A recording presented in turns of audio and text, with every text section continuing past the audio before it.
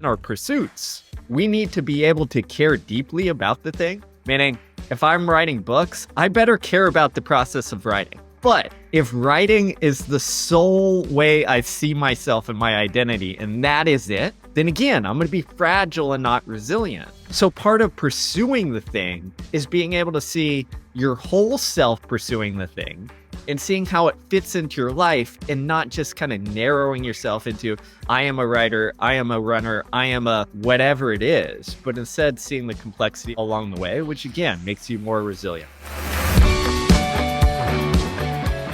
So at the highest level, you argue that excellence and fulfillment are not mutually exclusive and that we should seek both. Tell us more. I think we have this idea in our head that in order to be great, in order to be excellent in something, we've got to almost sacrifice everything else. And I make the argument that I don't think that's the case. And in fact, I think they work off of each other, meaning the more fulfilled we are, the more secure we are in who we are and why we're pursuing something, I think that boosts our journey towards excellence. And I think in a world where we often kind of have this, win at all costs, maybe even cheat to get to the top kind of mentality, we've got to balance it out. And in doing so, we become not only better people, but perform at a higher level. So in other words, if I'm following correctly, you can't just just run on purpose and that's it. And you also just can't pursue excellence for the sake of excellence, whether that's the classic, climbing the corporate ladder and you get to the top and then realize you climbed the wrong ladder. And on the flip side, pursuing your passion and, drawing and realize, 2 decades later, you're not very good and you're starving to death. Yeah, that's what it is. And the way I like to, bring this home, and I talk about it in the book, is talking about the founder of capitalism, Adam Smith, who everyone thinks like, okay, Adam Smith, capitalism, like it's all about we need to pursue for more money, greed is good, all of those things. But if you read Smith's writing, what he essentially says is we use excellence and fulfillment. He used essentially you need capitalism or pursuit, but at the same time, you need to balance that out with tranquility and contentment. And he sat there and warned us and said, hey, I get it. Selling a bunch of widgets, it's going to feel like this is the thing. But if you only go down that pursuit and you don't think about the tranquility and contentment, you're going to be miserable. I'm paraphrasing him essentially. On the flip side, if you only pursue contentment and tranquility, your life probably isn't going to be that good because there's only so many of us who could be like Zen monks and be okay in that manner. So to me, it's about marrying those two concepts where it's okay and it's actually good to want to pursue something and perform at a high level. But at the same time, if that's your only thing, if the accolade, the achievement, the external validation is all that is underneath it, then you're going to reach that top or come close to it, and you're going to be miserable or burn out along the way. And on the flip side, if you don't have that kind of underlying drive, which as humans, we've essentially evolved to have, because think about it. Millennia ago on the savannah, if you didn't have this drive to get the next thing, right? To explore the next area, to find the next food, to figure the next thing out, you probably weren't going to survive. So it's deeply ingrained in us. So we have to satisfy that drive in some manner. And that's what it is. It's about balancing those two things that we often see as opposing forces, but I think are complementary. So I think everything you said makes a lot of sense. And then the question becomes, okay, well, how do I approach this? What do I do? And you've got an excellent framework in the book. Be, do, and belong. Could you walk us through your framework? Absolutely. So I think what it is it's having the security to pursue the things that you want to pursue in the way that aligns with your values, identity, and actions. And the way I kind of look at it is first, you need clarity on who you are and what actually matters. So in a world, again, where we kind of get told what to pursue, what our interests should be, etc., is getting to the heart of like, well, who do you want to be? Who do you see yourself as? How do you wrap this story around in your head that you tell about yourself and that becomes our identity? How do you intertwine that with how you view success or striving? And I think that's number one is if you don't have clarity on yourself, then essentially you're gonna be fragile instead of resilient because you're always looking at almost Instagramifying yourself where it's like, what am I projecting? Versus like truly deep down who I am. And I think the second part is that clarity on your pursuits. This intertwines a little bit with number one, with that do part. But why are you choosing to pursue what you do? How do you want to show up to do that thing? And I think here again, the kind of straightforward answer sells on social media, but in the real world, nuance really matters. So for instance, in our pursuits, we need to be able to care deeply about the thing, meaning if I'm writing books, I better care about the process of writing. But if writing is the sole way I see myself and my identity, and that is it, then again, I'm going to be fragile and not resilient. So part of pursuing the thing is being able to see your whole self pursuing the thing and seeing how it fits into your life and not just kind of narrowing yourself into, I am a writer, I am a runner, I am a whatever it is, but instead seeing the complexity along the way, which again makes you more resilient. And then the third part is, I think, probably, I would say, arguably the most underestimated part, which is the who we surround ourselves in the environment that we put ourselves in. I think, especially in America, we have this almost like heroic individualism where we say, "Oh, if I just say I have these values and this is who I am, I'm going to be able to withstand whatever comes at me." But the psychology research paints the entirely different picture, which is our environment plays a large role in who we are, why we're pursuing things, in which way we'll go. And the way I like to kind of put it is that our nervous systems evolved to co regulate, meaning way back on the savannah, again, to use that example, if you were by yourself, you came across a lion or tiger or something dangerous, you're kind of screwed. Your stress system goes into survival mode. How do I escape this as best I can? If you were with other people, you shared the load. You realize that stress, like, yeah, this is a dangerous situation, but I feel more secure in myself because I've got others here to help me out. And the same is true in our pursuits now. If you don't have that community, if you don't have that environment around you, pushing you towards the things that help you pursue what you want to, you're gonna be in trouble. So this feels like there's some inner work, some self-awareness required to go through this process. I'm assuming you went through this process in writing the book. Can you share a little bit about your own personal experience and how you arrived here? Absolutely. I mean, I think what we do is we write the books that we need. For me, I've always been like what I'd call a pusher, meaning I was really good at doing the work. If I wanted to, be a good writer or runner, I could do the work. I could be obsessed about it. But the thing that makes you good is often the thing that gets in the way of allowing you to be great. So in my case, like I could be so obsessed about the thing. My world would narrow around it, my identity would narrow around it, and I think this is my superpower. This is great. But what would happen is like I would be fragile. In running, it would feel like, because my background is in running and athletics, it would feel like every race was like do or die, life or death. In writing early on, it was like, oh my gosh, if this book doesn't sell X number of copies, I'm doomed. My career is over. All of that goes through your head. And what happens is very few, I should say, very few people perform out of that place of just overwhelming fear and almost paranoia. You know, that's not where we perform best. That's not where we live best. So part of the process in writing this book was saying, okay, like, what's the inner work look like? How do I see myself? How do I see my future? How do I see my career? How do I set up my environment to make sure that like hey, I have this tendency towards obsession.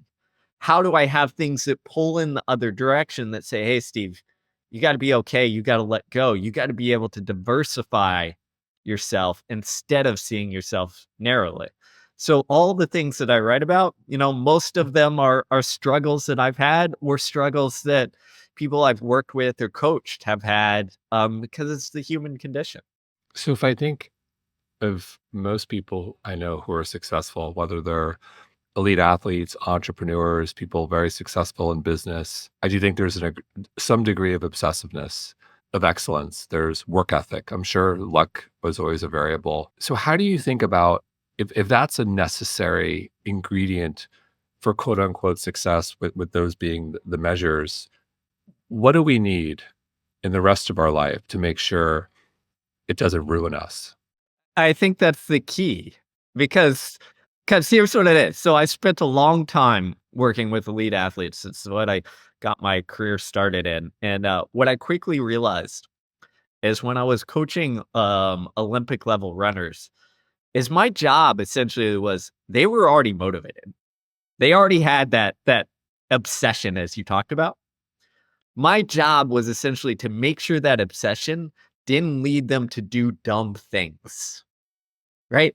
It's to make sure that obsession didn't lead them to overtrain because they would train relentlessly, right? It's to make sure that obsession didn't lead them to putting their entire sense of self on the line when they showed up for a race, because again, we can't perform well out of overwhelming fear.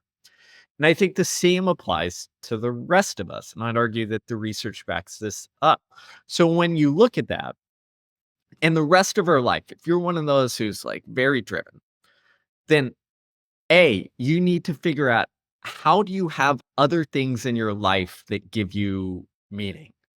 So diversifying your sources of meaning, meaning, do we have something else, some other hobby, some other pursuit, some other job, even some other things that give me some resiliency? Way back in the day, in my running career, I ran really fast as a high schooler. I was number 1 in the nation. And Really fast is an understatement. If you're number one in the nation in high school, I'm going to point that out. You were an exceptional elite athlete. If you were the number one miler in the nation, and I'll share the 4 minutes and a second, you were better than very good. So I'll just pause there. But so I won't downplay it. I was very good, maybe a little beyond that. But I struggled after that. I struggled when I went to college. Had all these expectations, all these things where I thought, okay, Olympics, here we come. This is the path. And I struggled. And I remember, I think it was my sophomore year of college, I got to meet with this world-class sports psychologist who worked with all these Major League Baseball players, like all these players that you would know. And I was just, starstruck. He was telling me stories. He listened to my story and he said, Steve, do you know so and so? And I said, yeah, of course. And the name was like one of the best runners in the world. So I resonated with it. And he was like, she struggled too as she was going from like national class to Olympic level to try and be a medalist. And there were a couple of years where it just didn't come together. And he was like, you want to know, what the difference maker was. And I'm sitting here listening to the sports psychologist and saying, oh my God, he's going to solve my problems. Here's the answer. And he looks me dead in the eye and he says, knitting. And as a 19-year-old or 20-year-old, I was sitting there like, knitting? What are you talking about, man? And he's like, here's the deal. She had the drive, she had the obsession, but before every workout, she was worried about the workout. After every workout, she was thinking about the last workout and the next one to come. Her brain never shut off the running aspect of her life. And well, some of that is good. If you're there 24/7, it's eventually going to drive you nuts. And he said, I just wanted to get her a hobby. I convinced her to try all these hobbies and knitting stuck. So now for an hour or two after the workout, she came home and she knit.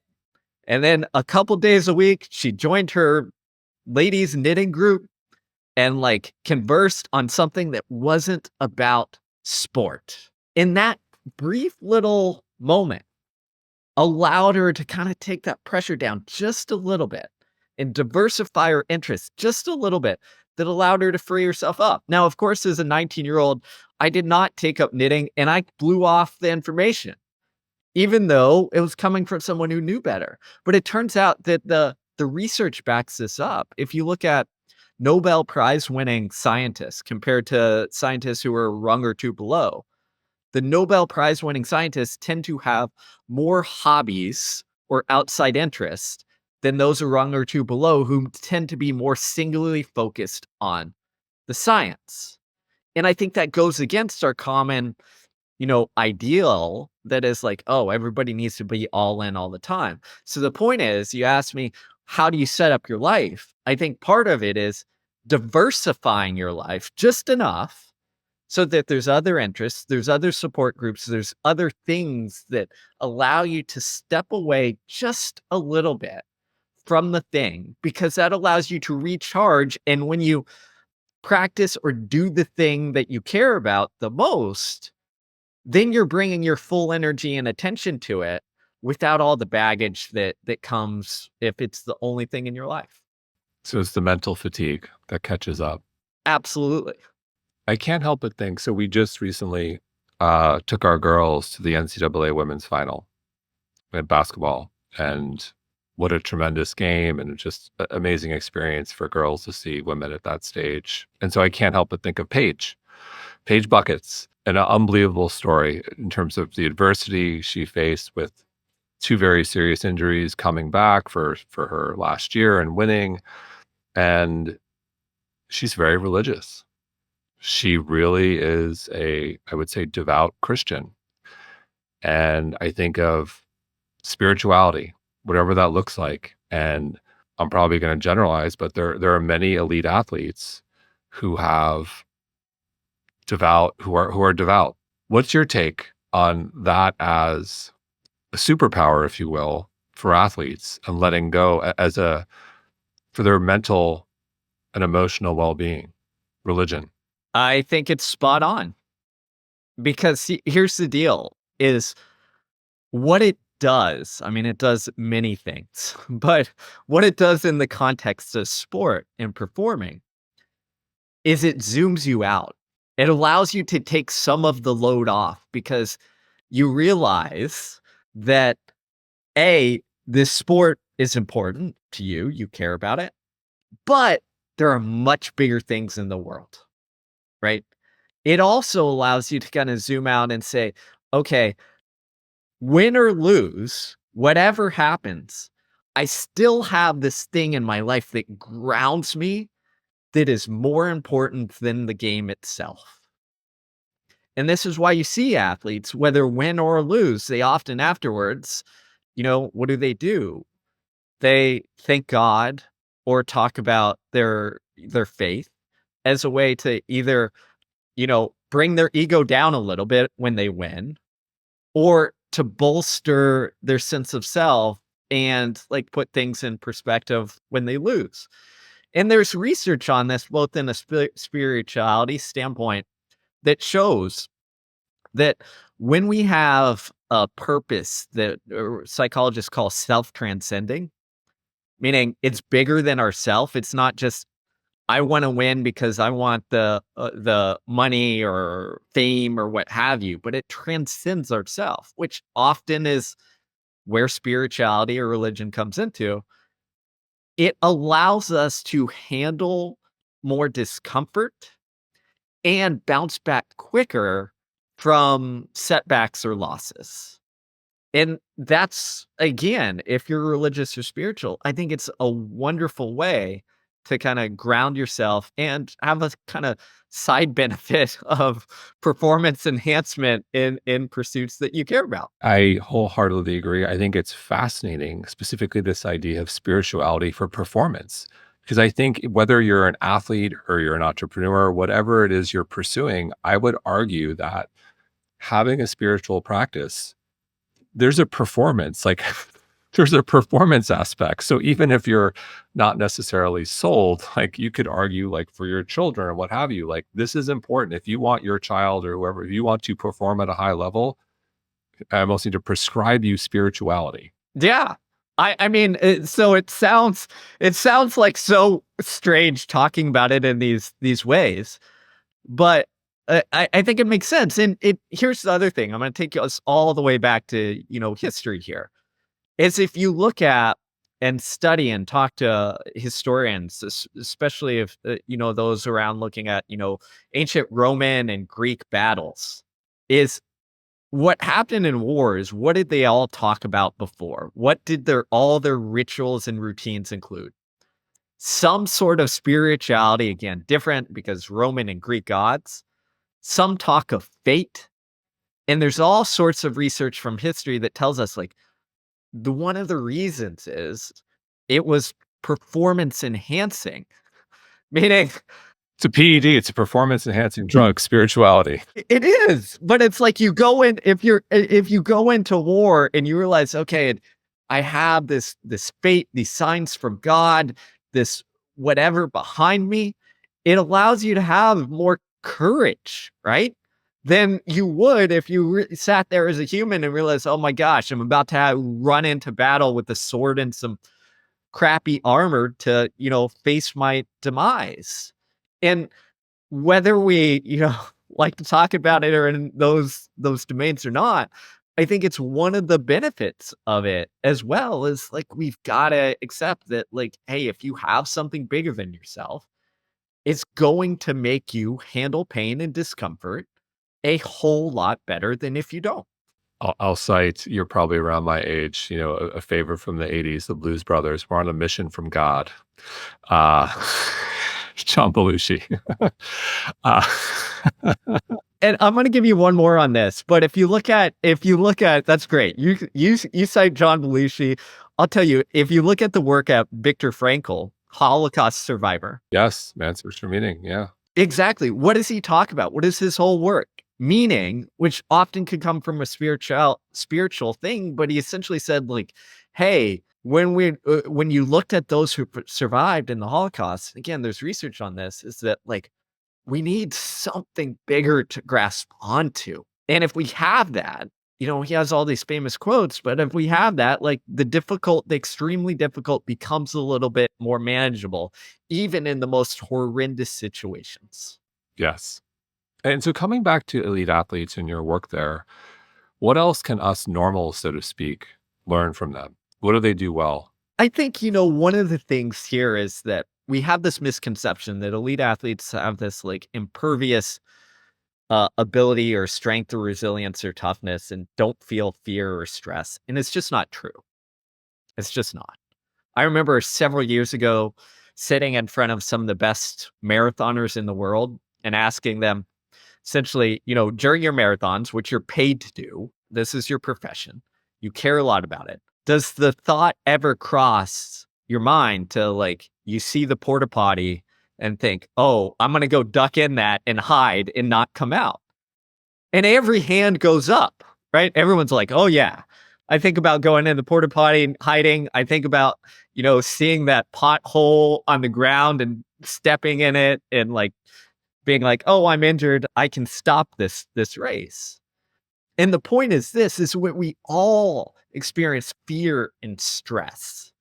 I think what differs often is because elite athletes have a controlled environment where they essentially get exposure therapy to it, where it's like, I'm going in this environment every week or every so often, or every couple days because I have another game.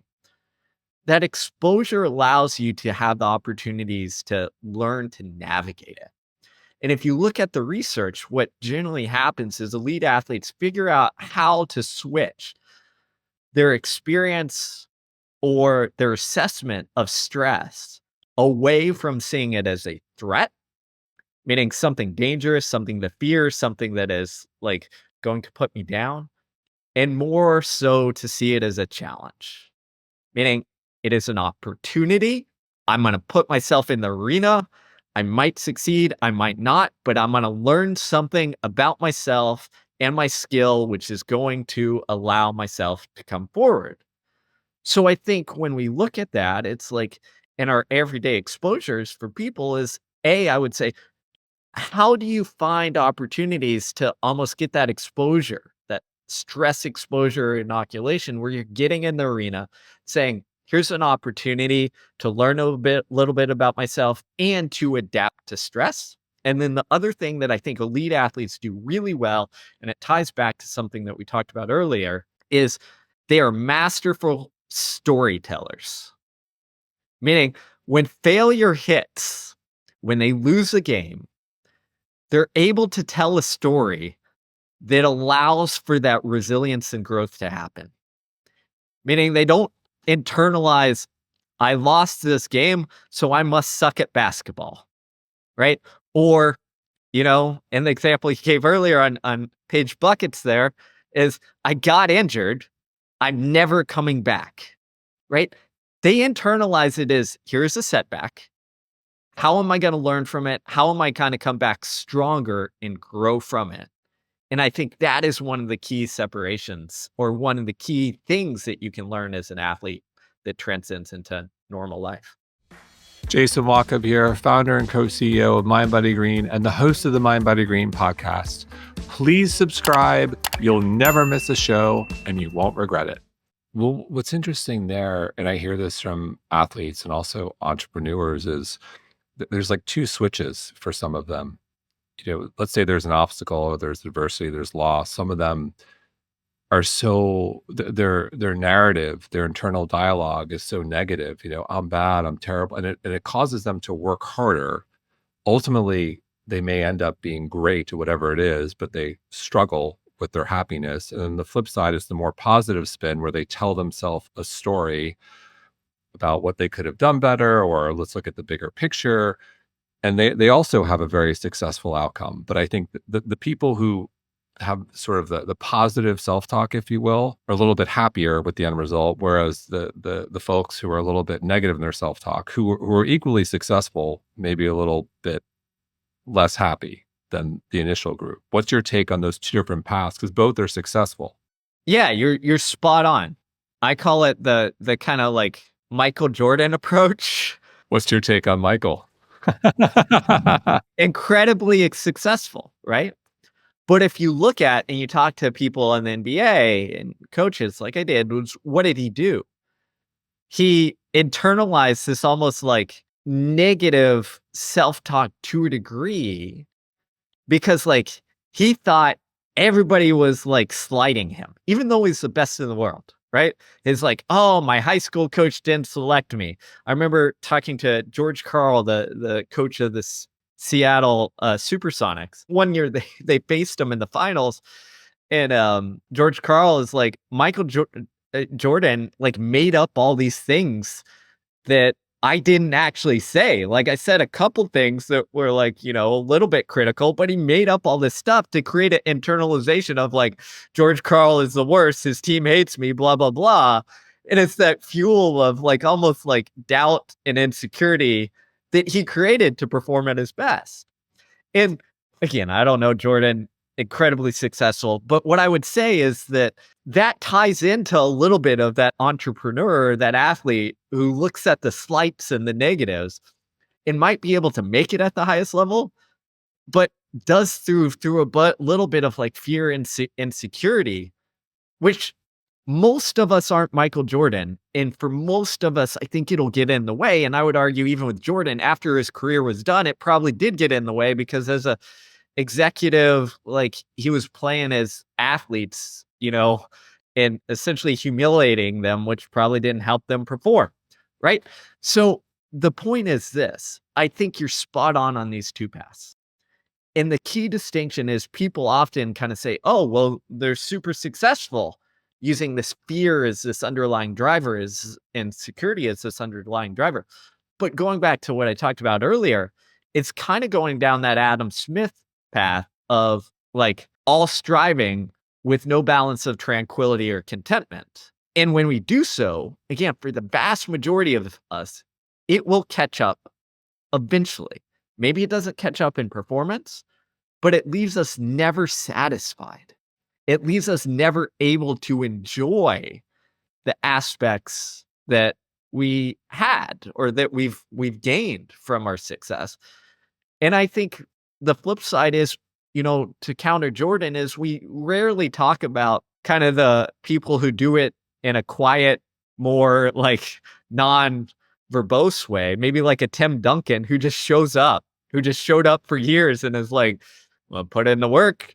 I'm not going to create this huge negative story. It's about my teammates. Sometimes I'm even going to step back for my teammates to thrive, and equally as successful. And probably, again, don't know either guys, but probably maybe a little bit more content than the fear-driven variety. Yes, after watching the Michael Jordan documentary, I got the impression he wasn't the happiest camper in retirement.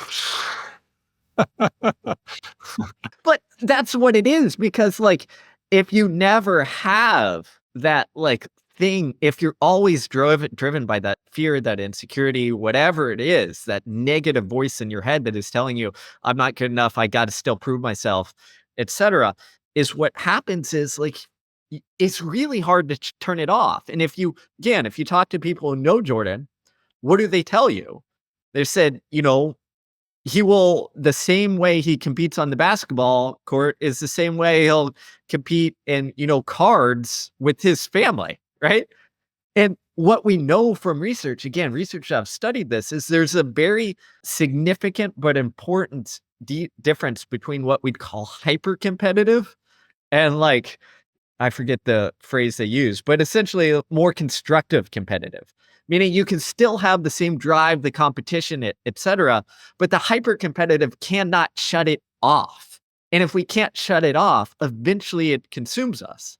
In taking this outside of the world of sport, this is why when I talk to, people like emergency room physicians or surgeons who have a really stressful job that is more stressful than playing a big game of basketball because lives are actually on the line. Right. And I'd ask them, I'd say, how do you handle this? And many of these surgeons, like they've got big egos. Don't get me wrong. You have to do it to believe you can save people's lives.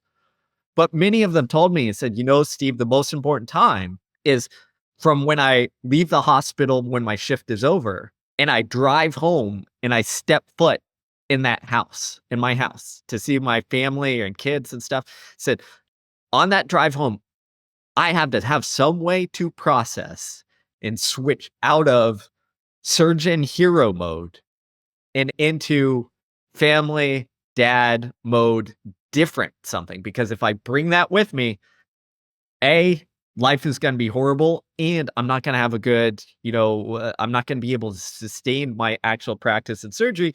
And like my family's going to be miserable because that's not who I need to be. And I think the same thing applies to athletes. If we've got to be able to, yes, switch it on, but we've also got to be able to turn that switch off, or else we're going to end up burned out or miserable and not content. So you mentioned coming home to a family, and made me think you have a great chapter titled Find Connection and Belonging Without Fusing, which I thought was a very interesting concept. Can you walk us through that one? Absolutely. So the way I like to describe it is we all need belonging. It is a fundamental human need, right? I talked about at the beginning is our nervous systems co-regulate. We feel better when we're connected. That's why when we have a kind of loneliness epidemic, our mental health and physical health goes down with it. It matters. But the flip side of that is that often we search for genuine connection and belonging through what I'd call like the superficial ways to fill that void. Meaning we fuse our identity, our individual self, with the group self. We become the diehard, Yankees fan who lives and dies with the wins and losses of this baseball team that we have nothing to do. Or we subsume our individual identity into our group identity. You see this especially in politics, where you become the political party you identify with, and then you go where that party goes. And what happens is this cheap version of belonging helps us in the short term, but makes us, again, fragile, miserable, and takes our values wherever the group goes in the long term. So I think what we have to understand is we have to realize that genuine connection and belonging is expansive instead of narrowing. Meaning, if you look at the research around relationships and marriages, what they find, and again, there's a biblical background for this too, as it kind of describes it as well. But what they find is that like two becomes one in an expansive manner, meaning they call it self-expansion in the research, which is like you become a more diversified, more interested, like better person because you integrate like yourself with your partner in an expansive way instead of shutting down and narrowing yourself and saying, okay, I'm going to give up all these things that make me me and just kind of subsume into it. Yeah, you need a strong sense of self. Otherwise, you lose yourself in the relationship, or in the group sense, you lose yourself to groupthink. You're susceptible to tribalism.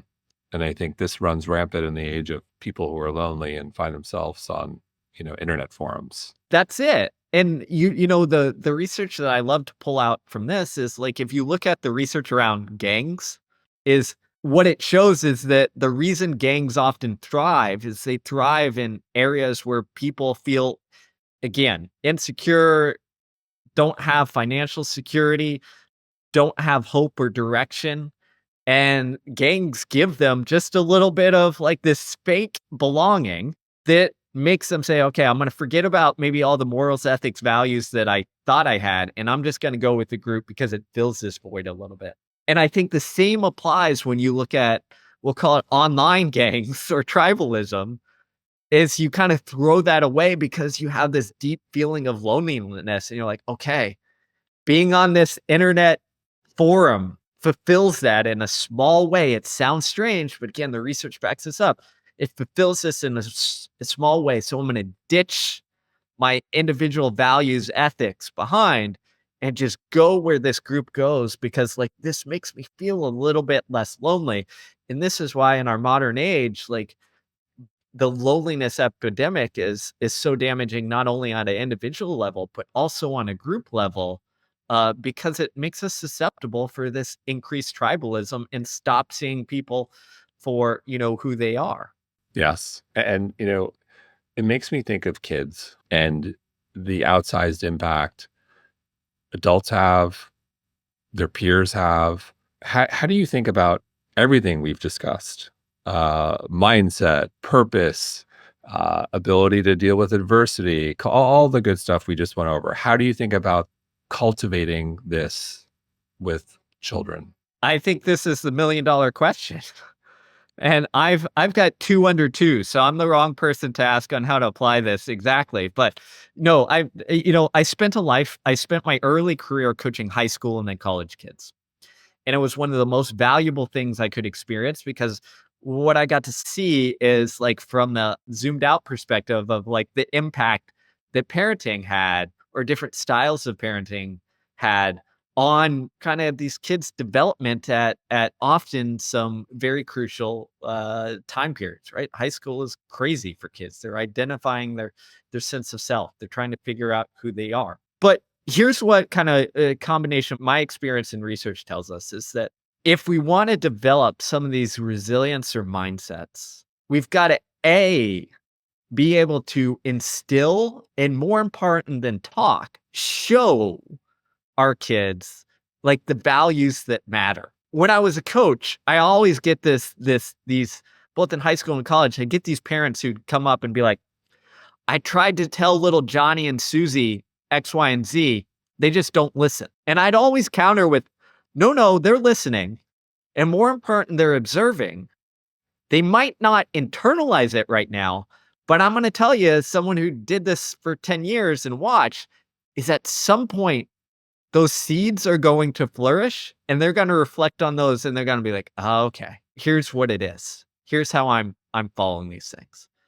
So you need to not only, when you're talking about values and ethics, it's not only about talking about them, but your kids are watching you. So for instance, in sport, if you're the parent who is losing their mind on the sideline, and critiquing your kid nonstop in the car ride home, your kid internalizes, yeah, mom and dad might say, hey, it's about fun, but it is not about fun, right? It is about winning, and that is all that matters. And this is what it is. That's what you're internalizing. And then the second part of that is beyond your ethics and values and morals and what you're showing through actions. The second part is, I think, for resilience and that mindset is you've got to be able to put kids in situations where they will fail, explore, and try new things and mess up, and sometimes mess up sort of big, but hopefully not too big, because that's where growth occurs. And there's all sorts of research that shows that the decline in what we call unstructured play in kids. So meaning not an organized, baseball game where all the parents are refs and like always there, but unstructured play, more like recess with, a teacher far away, but just make sure you don't die out there. Unstructured play is where kids learn how to deal with emotions, right? To deal with that fire or anger or upsetness, to negotiate, meaning, hey, we had a foul here. It's like being on the playground. Are we going to call it or are we not? We have a disagreement. How do we figure these things out? And deal with adversity and losing, getting your butt kicked in front of people you care about or people, friends you admire, and figuring out how do I bounce back here? And I think in a culture of, to a degree, a little bit of safetyism, we have to realize, how do we create the environments where, again, in a safe way, but our kids can explore, mess up, sometimes do stupid things and still be okay. Very at odds with the current club culture that youth sports are facing today. Today, I would, yes. It absolutely is. And I think this is why, if you look at some of the data on especially youth sports and resilience and well-being, is like we've seen a pretty sharp decline.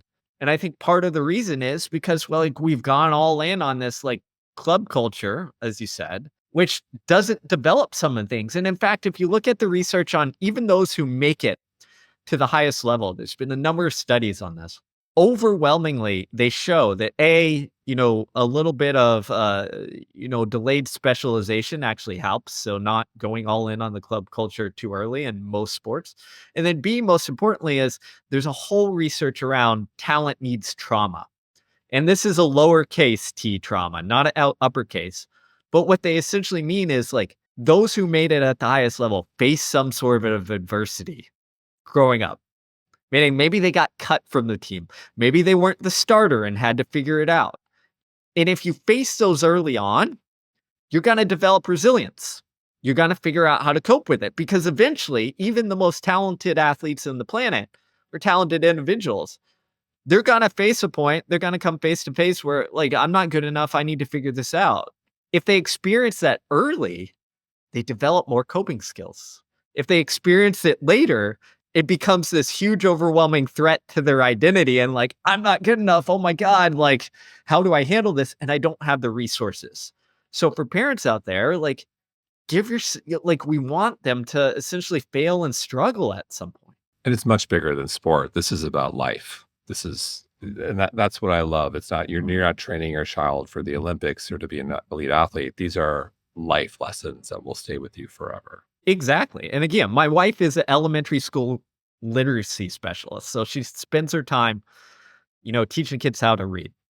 And some of the lessons I've learned from her are the ones directly tied into sport. But if you look at it, for instance, the research that she showed me is like, even if we look at academics, if you always step in and help your kid solve the problem as a teacher or a parent, then the amount of learning that occurs is much lower than if you let them struggle with it. Even if they don't find the answer, if you let them struggle and then eventually help on the back end, they learn a whole lot more. And I think too often we focus on the outcome and say, okay, how do we get to solve the problem? win the game, get on the team, instead of realizing the whole freaking point is to develop the skills. And to develop the skills, we need to struggle a little bit and work it out for ourselves. And yes, where we might need some help at some point, but like that help can't come immediately, or else we learn externalize all of our problems. And that's not good for anybody. No, I think the struggle is key, as is rewarding the effort, not the outcome. You're spot on. And I think we talk about that, but again, going back to talk and actions is in sport, if you're the coach or you're the parent, you say, "Oh, the effort is great." But then after the game, all you talk about is the outcome instead of talking about little Johnny there who didn't score many points, but like hustled their butt off on defense. Then if you only talk about the outcome, kids will internalize the outcome. So again, be be aware of what you are rewarding and incentivizing and even talking about, because that is what that's what kids are going to pick up. And the same goes for academics. Same goes for everything. It transcends sport. It's everything the kid's working on. So I'm curious. Look, the book is fantastic. I'll hold it up. Win the Inside Game. I'm curious, what was the greatest learning for you in writing this book? The greatest learning for me, oh gosh, that's a big question. I think the most interesting one was this, is I got to talk to someone who has Parkinson's. And it was fascinating because he showed me all these videos and he said, "Yeah, I got Parkinson's. I struggle to walk. But let me show you something, is if I change the environment or even my mindset, like for a brief moment, I can walk and function normally." And he showed me examples of again, him shooting free throws or going up for a layup in basketball, because it used to be a basketball player. And it was just simple things. And the way he described it, and the research is starting to back it up, is part of what occurs in Parkinson's is that over time, your brain realizes that it needs to be protective and it's afraid of you falling. So you start moving even more so in the very kind of rigid way. And if you can convince your brain just for a brief moment that everything is okay, that you're not going to fall, it releases you for a moment. And one of the examples he gave is if he changed from walking on, for example, a sidewalk or a road to on a soft, grass path, he would be able to walk better because your brain goes, "Okay, if I'm fall, I'm in a little better shape on the soft ground versus the hard ground." And it was just these little things where I'm like, holy crap. Like, even in extreme diseases and disorders, our brain is kind of predicting, how it should respond. And the environment around us matters too. And again, he showed me examples too. If he had someone around him who was there, he'd be able to walk and function better than if it was him alone. And I think that applies again to us. We might not see it as so distinctly, but our environment around us can either support us to be able to take on challenges and thrive, or it can tell us the world is scary, dangerous, protect. And to a degree, we get to influence which way we go. Yeah, I think we've underestimated mindset. I think we're just scratching the surface in realizing what's possible. Absolutely. 100% agree. And so we covered so much today. Before we part ways, is there anything we didn't cover that you want to touch on before we wrap? One thing I'd say is, I talked a lot about belonging. One of my favorite studies that I came across is that, and maybe this will drive it home, is that if you take individuals and you stick them in an fMRI machine and have something they're deathly afraid of, like a snake or a spider, and move it closer to their head where you're scanning their brain, the fear centers in their brain when they are alone in that machine go up crazily high. If you just run the same experiment with different people and have their significant other or spouse standing there just holding their hand, fear centers go up about half as much. And I think this is one of again, we talked about belonging, but just to drive this home is it is a fundamental need and it makes the difficult more manageable. So if you're struggling in life, if you're saying, okay, how can I make myself perform better, live better, feel better? I think part of it is like, hey, get offline, go do something with a friend, go have coffee with your spouse or significant other, do real things in the real world with other people to remind your brain that you're not on this journey alone. And it will enhance your performance and also improve your mental health and well being as well. Powerful, and probably explains the mental health struggles of golfers and tennis players and swimmers and runners compared to athletes who play on teams. Exactly. That's probably it. Steve, thank you so much. Such a pleasure. Thanks so much. Enjoyed it.